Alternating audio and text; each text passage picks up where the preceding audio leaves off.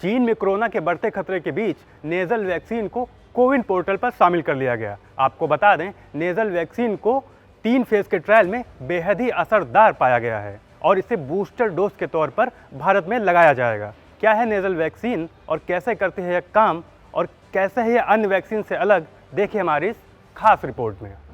चीन में कोरोना से हाहाकार के बीच भारत सरकार अब हर एक कदम सावधानी से फूंक फूंक कर रख रही है। केंद्र सरकार कोरोना के खतरे से निपटने के लिए हर तरह की तैयारी कर रही है। यही वजह है कि अब फिर से कोरोना वैक्सीनेशन पर सरकार का पूरा फोकस है। आपको बता दें, नेजल वैक्सीन को कोविन पोर्टल में शामिल किया गया है। नेजल वैक्सीन को एक बूस्टर डोज की तरह लगाया जाएगा।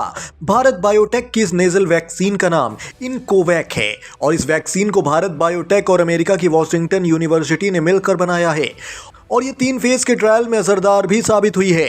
यही कारण है कि कोरोना के खतरे के बीच इसे अब कोविन पोर्टल में शामिल किया गया है। आपको बता दें, जब भी किसी वैक्सीन की बात होती है तो दिमाग में एक तस्वीर बन जाती है कि बाजुओं या शरीर के किसी भी हिस्से पर सुई लगाई जाएगी, लेकिन अब नेजल स्प्रे यानी नाक में स्प्रे के जरिए कोरोना के खिलाफ वैक्सीनेशन होगा। न सुई चुभने का डर होगा, न ही इंजेक्शन लगाने के लिए एक्सपर्ट की जरूरत होगी। जल्दी जल्दी वैक्सीनेशन होगा।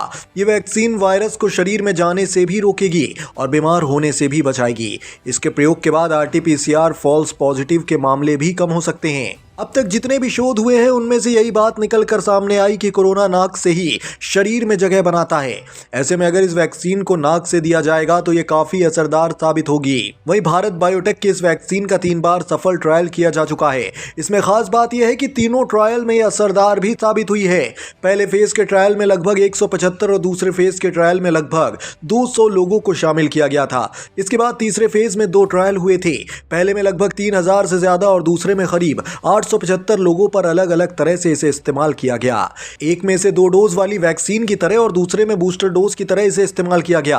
वहीं भारत बायोटेक ने वैक्सीन के ट्रायल के बाद यह दावा किया था कि यह काफी असरदार है और अपर रेस्पिरेटरी सिस्टम में कोरोना के खिलाफ आपकी इम्यूनिटी बढ़ाने में मदद करेगी। कोरोना से लड़ने के लिए आपकी इम्यूनिटी काफी मजबूत होनी चाहिए ताकि जल्द से जल्द कोरोना से रिकवर हुआ जा सके। वायरस ज्यादातर नाक के माध्यम से आपके शरीर में प्रवेश करता है। यह वैक्सीन आपके इम्यून सिस्टम को आपके ब्लड में और आपकी नाक में प्रोटीन बनाने का काम करती है ताकि आप आसानी से वायरस से लड़ सकें। इसका असर आपकी बॉडी में लगभग 2 हफ्ते बाद शुरू होगा।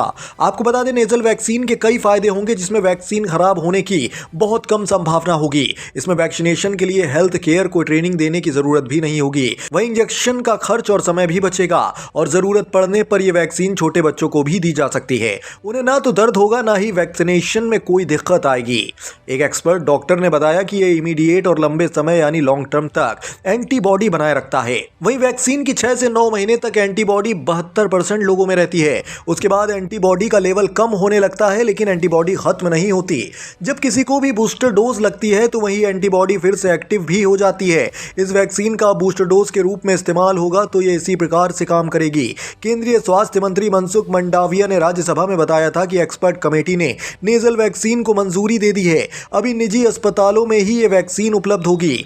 भारत बायोटेक ने केंद्र सरकार से नाक से दी जाने वाली अपनी कोविड रोधी दवा इनकोवैक को कोविन पोर्टल में शामिल करने का अनुरोध किया था और अब इसे शामिल भी कर लिया गया है। वहीं आपको बता दें, भारत में अब तक जितनी वैक्सीन लगाई जा रही हैं वो सभी इंट्रामस्कुलर वैक्सीन हैं, लेकिन नेजल वैक्सीन को मस्कुलर वैक्सीन से ज्यादा असरदार माना जा रहा है। नेशनल न्यूज नाउ के लिए सूरज वर्मा की रिपोर्ट।